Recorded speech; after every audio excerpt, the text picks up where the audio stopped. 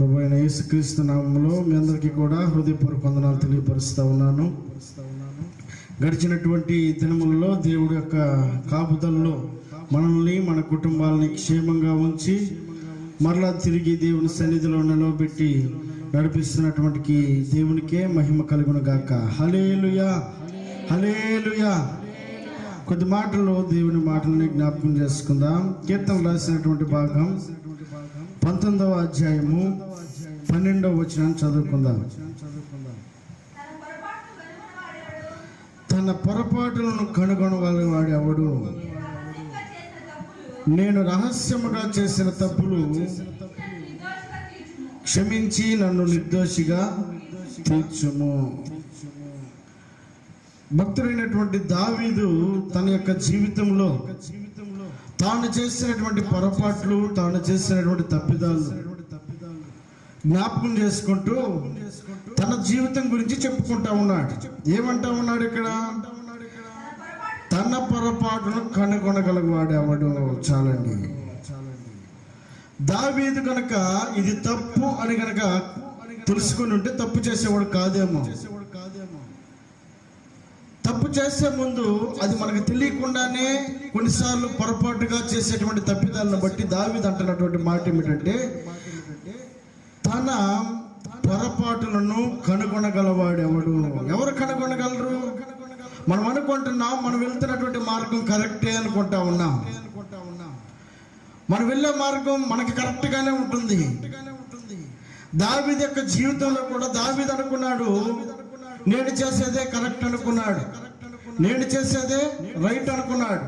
కాబట్టి దావీదు జీవితంలో కూడా పొరపాటు దొర్లింది, తప్పు దొర్లింది. తప్పుకి ఆస్కారంగా అతడు నిర్దోషిగా నిలవబడ్డాడు దేవుని ముందు. ఒకవేళ కనుక ఇది తప్పు అని కనుక తెలిసింటే ఒకవేళ నేను చేసేవాడిని కాదేమో.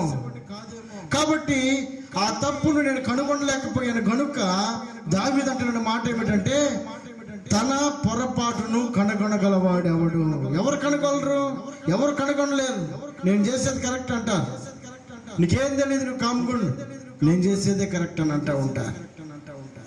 కానీ వాక్యం ఎదురుగా వచ్చి కూర్చున్నప్పుడు, వాక్యం నీతో నాతో మాట్లాడుతూ ఉన్నప్పుడు మనమేంటో, మన తప్పిదాలు ఏంటో వాక్యం ఏం చేస్తుందో తెలుసా? సరిచేస్తూ ఉంటది. అందుకే అదే దావీదు 139వ కీర్తనలో ఒక మాట అంటాడు, 23-24 వచనాలు. దేవా నన్ను పరిశోధించి నా హృదయమును తెలుసుకొనుము, నన్ను పరీక్షించి నా ఆలోచన తెలుసుకొనుము. నీకు ఆయాసకరమైన మార్గము నా యందు ఉన్నదేమో చూడుము, నిత్య మార్గమున నన్ను నడిపించుము. చాలండి. ఏమంటా ఉన్నాడు? ఇందాకేమంటున్నాడు? తన పొరపాటును కనుగొనగలవాడు ఎవడు? ఎవరు కనుగొనగలరు? ఎవరు కూడా కనుగొనలేరు. నేనే తప్పు చేశాను అంటున్నాడు దావీదు. కాబట్టి దావీదు అంటున్నటువంటి మాటను, అదే దావీదు చెప్పినటువంటి మాట ఏమిటంటే, దేవా నన్ను పరిశోధించి నా హృదయమును తెలుసుకొనుము. నేను చేసింది పొరపాటే, నేను చేసింది తప్పే. కాబట్టి నాలో ఉన్నటువంటి తప్పిదాలు, నీకు ఆయాసకరమైనటువంటి మార్గాలు ఏమైతే ఉన్నాయో, నిన్ను దుఃఖపెట్టే మార్గాలు ఏవైతే ఉన్నాయో, నాకు కరెక్ట్ అనుకుంటూ నేను చేసేటువంటి ఆ కరెక్ట్ మార్గం నీకు ఆయాసకరమైనది ఏదైనా ఉందేమో. కాబట్టి నన్ను పరీక్షించు. ఇందాకేమంటా ఉన్నాడు? తన పొరపాట్లను కనుగొనగలవాడు ఎవడు? చూశాడంట. ఎవరు కూడా వారి వారి పొరపాట్లు ఎవరు కూడా గమనించుకోవట్లేదట. ఎవరి మార్గాల్లో వారు వెళ్ళిపోతా ఉన్నారట, ఎవరికి ఇష్టం వచ్చినట్టు వారు వెళ్ళిపోతా ఉన్నారట. కానీ ఎవరు కూడా పరీక్షించుకొని పరిశోధించుకునేటువంటి పరిస్థితులు ఎవరు కూడా లేరు. కాబట్టి ఒకవేళ మనుషుల దగ్గరికి వెళ్ళి అడుగుదామా, నాకంటే ఇంకా పొరపాట్లు చేసేవాళ్ళు వాళ్ళు, నాకంటే ఇంకా తప్పిదాలు చేసేవాళ్ళు వాళ్ళు. కాబట్టి వాళ్ళ దగ్గరికి వెళ్ళి నాలో ఏమైనా తప్పు ఉందేమో చెప్పమ్మా అని చెప్పానంటే ఎవరు చెప్పలేకపోయారట. దావీదుకు కలిగినటువంటి ఒకే ఒక ఆలోచన ఏంటంటే, నాకు ఆన్సర్ ఇవ్వగలిగింది ఎవరంటే దేవుడే. ఏమంటా ఉన్నాడు? దేవా, నన్ను పరీక్షించు, నన్ను పరిశోధించు, నన్ను పరిశీలించు. పరిశోధించు, పరిశీలించు, పరీక్షించు అని ఎవరితో చెప్పుకుంటా ఉన్నాడు? దేవుడితో చెప్పుకుంటా ఉన్నాడు. ఎవరు కూడా మనం పరిశీలన చేసేవారు ఎవరు కూడా లేరు. వాడి దారి నుండి పాణి అంటాను వదిలేసేటువంటి మనుషులు. కానీ దావీదుకి అర్థమైంది ఏంటంటే, నన్ను సరి చేయగలిగిన వాడు దేవుడే, నన్ను క్రమపరచగలిగిన వాడు దేవుడే, నన్ను సరైన మార్గంలో నడిపించగలిగిన వాడు దేవుడే. కనుక నన్ను పరీక్షించి నా ఆలోచన తెలుసుకును, నీకు ఆయాసకరమైన మార్గము నా యందు ఉన్నదేమో చూడుము, నిత్య మార్గమును నన్ను నడిపించు. నాలో ఉన్నటువంటి పొరపాట్లు ఏమిటో, నాలో ఉన్నటువంటి తప్పిదాలు ఏమిటో, నాలో నీకు ఆయాసకరమైన మార్గాలు ఏమైతే ఉన్నాయో అవన్నిటి కూడా నన్ను సరిచేసి ఎక్కడికి నడిపించమంటా ఉన్నాడు? నాకు ఇష్టమైన మార్గంలో నన్ను నడిపించాను అనడంలా, నాకు తెలిసిన మార్గంలో నన్ను నడిపించడం అనడంలా. దావీదు దేవునికి అప్పగించుకున్నాడు. పరీక్షించమన్న దేవునికి అప్పగించుకుంటా ఉన్నాడు. పరిశోధించన్న దేవునికి అప్పగించుకుంటా ఉన్నాడు. మనం ప్రార్థన కొంతమంది ప్రార్థన చేస్తాం కానీ ఆయనకి పూర్తిగా అప్పగించుకోలేము. అయ్యా నన్ను క్షమించు అని అనగలం. తర్వాత ఆయన క్షమించలేనట్లుగా మనం పొరపాట్లు చేసుకుంటూ వెళ్ళిపోతూ ఉంటాం. కానీ దావీదు కూడా అంటా ఉన్నాడు, అయ్యా నన్ను పరిశీలించి, నన్ను పరీక్షించి, నన్ను పరిశోధించు. నీకు ఆయాసకరమైన మార్గం ఏదైనా ఉందేమో, నాకు తెలిసిన మార్గంలో నేను నడిచా, అది నాకు కొద్ది రోజుల తర్వాత తెలిసింది అది తప్పు మార్గం అని తెలిసింది. కాబట్టి నీకు ఆయాసకరమైన మార్గం ఏమైనా ఉంటే నన్ను క్షమించి, ఆయన అంటున్నటువంటి మాట ఏమిటంటే, నిత్య మార్గమును నన్ను నడిపించయ్యా. నిత్య మార్గంలో నడిపించమంటా ఉన్నాడు. సరైన మార్గంలో నడిపించమంటా ఉన్నాడు. సక్రమమైన మార్గంలో నడిపించమంటా ఉన్నాడు. దావీదు చేసినటువంటి పొరపాటుని జ్ఞాపకం చేసుకుంటూ దావీదు అంటున్నటువంటి మాట ఏంటంటే, నేను ఏ దారిలో నడిచానో నాకైతే తెలియదు కానీ అది మాత్రం నీకు ఆయాసకరమైందే. కానీ ఇప్పుడైతే నీ పాదాల చెంతకు వస్తా ఉన్నాను, నీ దగ్గరకు వస్తా ఉన్నాను, నిత్యమైన మార్గంలో నన్ను నడిపించాను అంటా ఉన్నాడు. దేవుని స్తోత్రం చెల్లిద్దాం. హల్లెలూయా. అందుకే 1 కొరింథీయులకు రాసిన పత్రికలో ఒక మాట ఉంటుంది. 4వ అధ్యాయము 3-4 వచనాలు. 1 కొరింథీయులకు రాసిన పత్రిక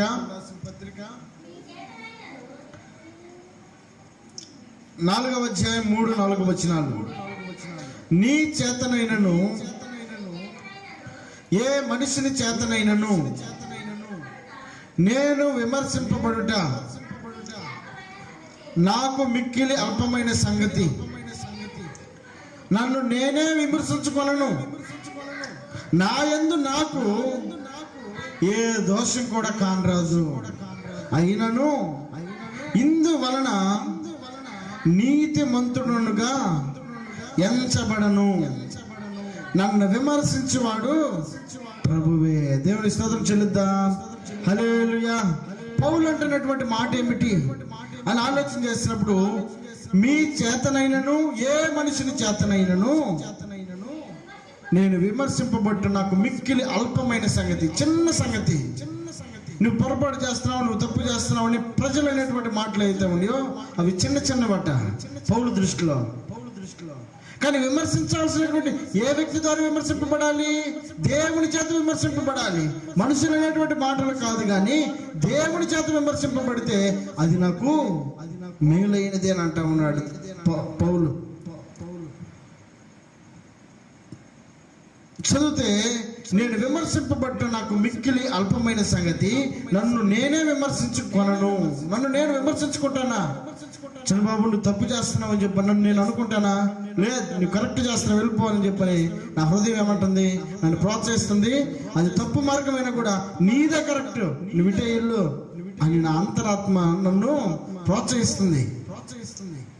అందుకే పౌలు అంటున్నాడు, నన్ను నేను విమర్శించుకోలేను, నన్ను నేను కరెక్ట్ చేసుకోలేను, నా తప్పులు నేను కడుక్కోలేను, నా తప్పులు నేను సరిదిద్దుకోలేను, నా తప్పులు నాకు కనబడవు.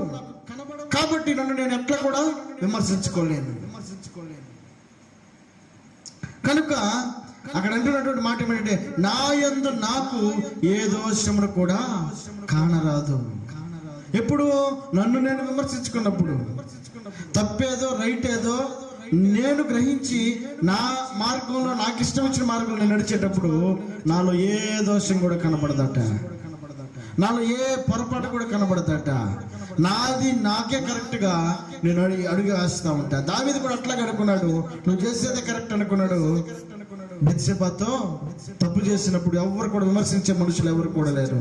దావీదుకి తెలుసు అది తప్పని తెలిసినా కూడా ఆయనదే కరెక్ట్ అనుకున్నాడు. కాబట్టి పొరపాటు చేయగలిగాడు. పొరపాటు చేసినటువంటి వ్యక్తి దాన్ని సమర్థించుకోలేకపోయాడు. కనుక పౌలు అంటున్నటువంటి మాట ఏమిటంటే, నన్ను నేను పరిశీలించుకోలేను, నన్ను నేను పరీక్షించుకోలేను, నన్ను నేను విమర్శించుకోలేను.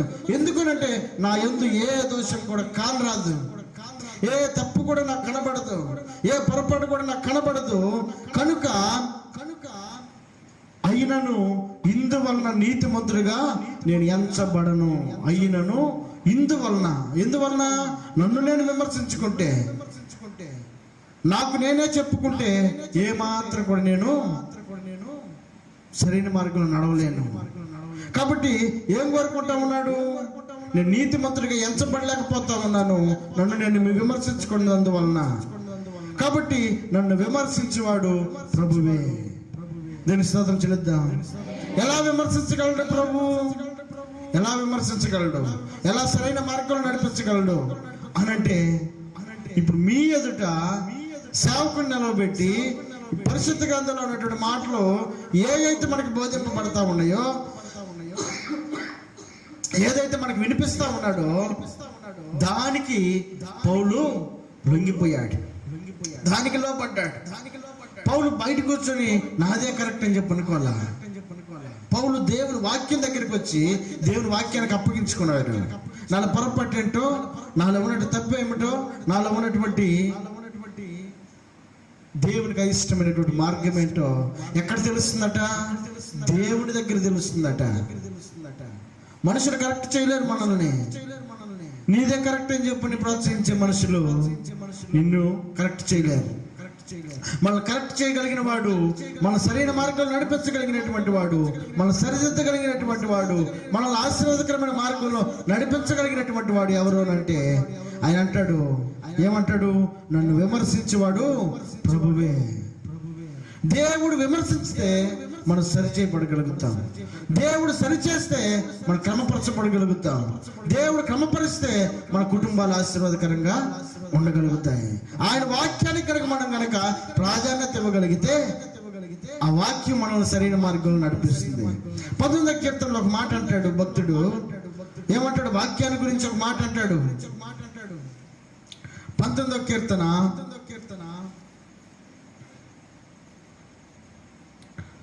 7వ వచనం, యెహోవా నియమించిన ధర్మశాస్త్రము యథార్థమైనది. చాలా ఆగండి. ఏది యథార్థమైందట? యెహోవా నియమించిన ధర్మశాస్త్రమట యథార్థమైందట. అది ప్రాణమును తెప్పరిల్ల చేయును. తెప్పరిల్ల చేస్తుందట. ఏది? వాక్యం తెప్పరిల్ల చేస్తుంది. వాక్యం మనుషులు బ్రతికిస్తుంది. వాక్యం మనుషుల్ని సంతోషపరుస్తుంది. యెహోవా శాసనము నమ్మదగినది, అది బుద్ధిహీనులకు జ్ఞానం పుట్టించును. ఏదట? ఇదట తెప్పరల్ల చేస్తుందట. మనిషిని, కృంగిపోయిన మనిషిని పైకి లేవనెత్తుతుంది. నలిగిపోయిన వ్యక్తిని బలపరుస్తుంది. అంత మాత్రమే కాక దేవుని యొక్క శాసనములు ఏదైతే ఉన్నాయో, నువ్వు ఇది చేయి, ఇది చేయి, ఇది చేయి, ఇలా చేయి అనే మాటలు ఏవైతే ఉన్నాయో అవి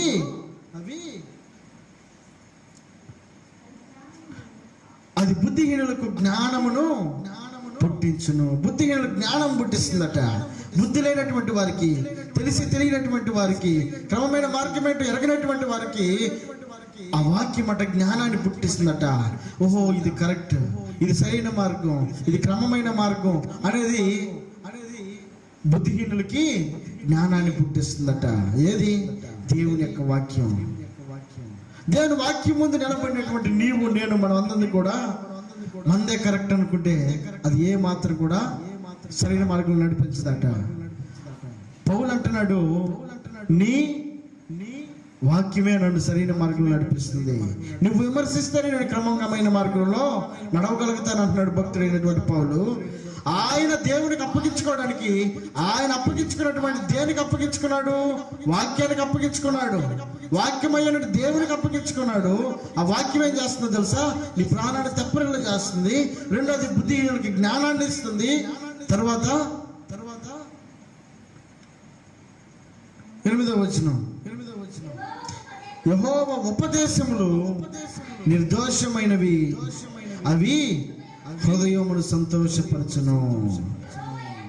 యెహోవా ఏర్పరిచిన ధర్మశాస్త్రము నిర్మలమైనది, అది కన్నులకు వెలుగిచ్చును. యెహోవా యందైన భయము పవిత్రమైనది, అది నిత్యము నిలుచును. యెహోవా న్యాయములు సత్యమైనవి, అవి కేవలము న్యాయమైనవి. అవి బంగారు కంటెను, విస్తారమైన మేలిమి బంగారు కంటెను కోరదగినవి. తేనె కంటెను, జుంటు తేనె దార కంటెను మధురమైనది. చాలండి. వాక్యంలో ఉన్నటువంటి విశిష్టత, గొప్పతనం ఏంటి అని అంటే, మనల్ని మనం విమర్శించుకుంటే సరైన మార్గంలో వెళ్ళలేమాట. వాక్యం మీద ఆధారపడితే, వాక్యం మనం విమర్శిస్తే క్రమమైన మార్గంలోకి మనం నడవగలం. అదే మనుషుల మీద ఆధారపడ్డాం అనుకోండి, మనుషులు ఏం చేస్తారు? నీదే కరెక్ట్, ఇంకొక వ్యక్తిని నీదే కరెక్ట్. ఇటు ఇతన్ని ప్రోత్సహిస్తే అటు అతన్ని ప్రోత్సహిస్తే ఎవరిది కరెక్ట్? సరైందంటూ ఏదో ఒకటే ఉంటుంది. ఆ ఒకటేంటి అనేది ఎక్కడికి వస్తే తెలుస్తుందంటే, అది దేవుని వాక్యం దగ్గరికి వస్తే, వాక్యం ఎదుటికి వస్తే అది మనల్ని క్రమపరుస్తుంది.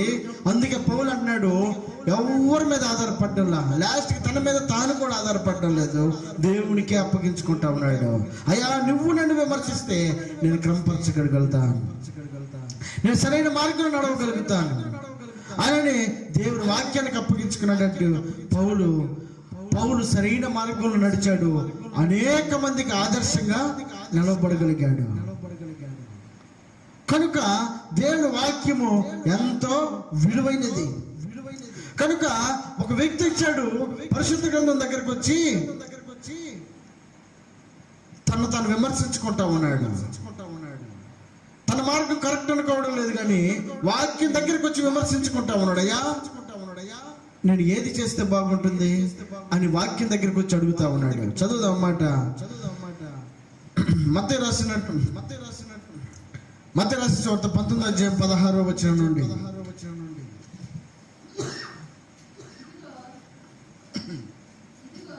ఇదిగో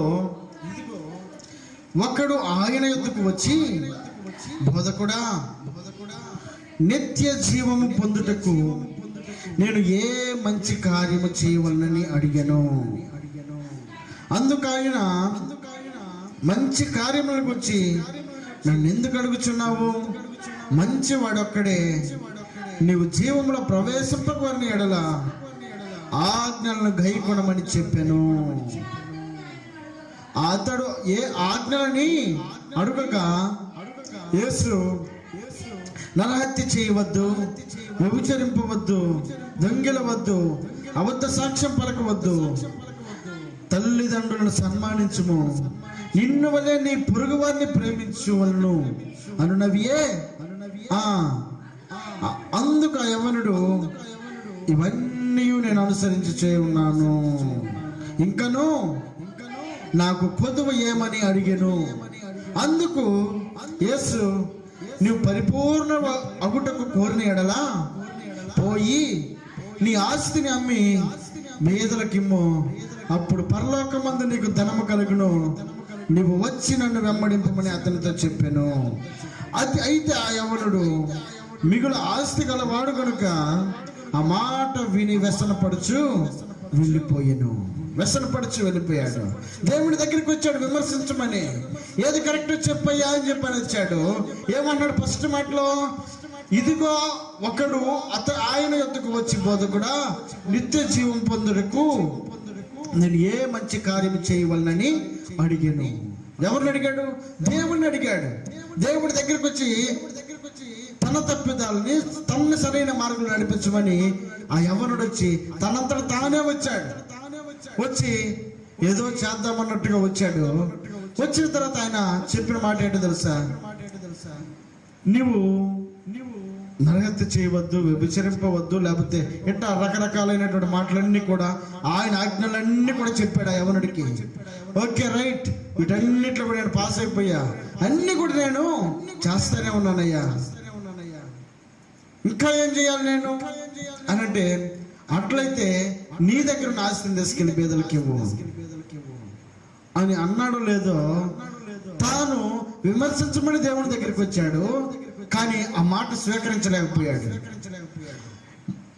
దేవుని సన్నిధిలోకి వచ్చినటువంటి మనం ఎంత బలమైన మాట అయినప్పటికీ కూడా, ఎంత విలువైన మాట అయినప్పటికీ కూడా, అది కఠినమైనటువంటి మాట అయినప్పటికీ కూడా దేవుని వాక్యం దగ్గరికి అయ్యా నాతో మాట్లాడు, నన్ను సరిచేయి అని ఒకవేళ కనుక నీవు నేను మనం వచ్చినటువంటి వారమైతే ఆ వాక్యం కోసం, ఆయన ఇచ్చేటువంటి ఆ విలువైనటువంటి ఆ మాట కోసం, అది కఠినమైనదిగా సరే దేవుడు చెప్తున్నాడు కాబట్టి ఆ మార్గాన్ని ఫాలో అవడానికి మనం స్వీకరించాలే కానీ ఇది నాకు కాదు, ఇది పక్క వారికి, లేకపోతే ఇది నన్ను కాదు, అది కఠినమైనటువంటి మాటే. అది దేవుని వాక్యం రీతిగానే చెప్తా ఉంది. కాబట్టి ఆ వాక్యం వినడానికి వచ్చినటువంటి నీవు నేను ఆ యవ్వనుడు లాగా తిరిగి విమర్శించి, ఆ యవనుడట ఏం చేశాడు చివరిలో? అయితే ఆ యవనుడు మిగులు ఆస్తి గలవాడు కనుక ఆ మాట విని వ్యసనపడుచు వెళ్ళిపోయాను. ఏం ప్రయోజనం? మొత్తం తెలుసుకున్నాడు, ఏం చేయాలో తెలుసుకున్నాడు, ఎలా నడవాలో తెలుసుకున్నాడు, అన్ని విన్నాడు, బాగానే ఉంది. చివరికి వచ్చేసరికి ఒక్కటి ఉదయానికి తగిలింది. వెంటనే అక్కడి నుంచి నీవు వద్దు, నీ వాక్యం వద్దు అని వెళ్ళిపోయాడు. ఏం ప్రయోజనం? విమర్శించమని వచ్చావు కాబట్టి దేవుడు ఏమంటున్నాడు? నువ్వు ఇలా ఉండు, ఇలా ఉండు, ఇలా ఉండు అని మనకు నేర్పుతా ఉన్నప్పుడు మనం ఆ వాక్యాన్ని స్వీకరించాలి. స్వీకరిస్తే మన హృదయాలు తెప్పరిల్లబడతాయి, మన జీవితాలు ఆశీర్వాదకరంగా ఉండగలుగుతాయి.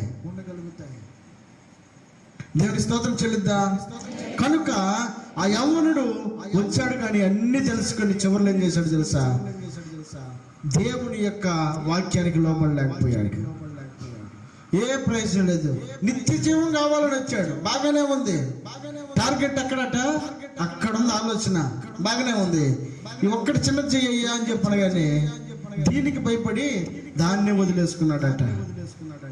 దేన్ని వదిలేసుకున్నాడు? నిత్య జీవాన్ని వదిలేసుకున్నాడు. దేవుని వాక్యాన్ని పక్కన పెట్టేశాడు. దేనికోసం? ఆ చిన్న మాట అతని నిత్య జీవం పోకుండా ఆగిపోయేటట్లుగా తన హృదయాన్ని కఠినపరుచుకున్నాడు.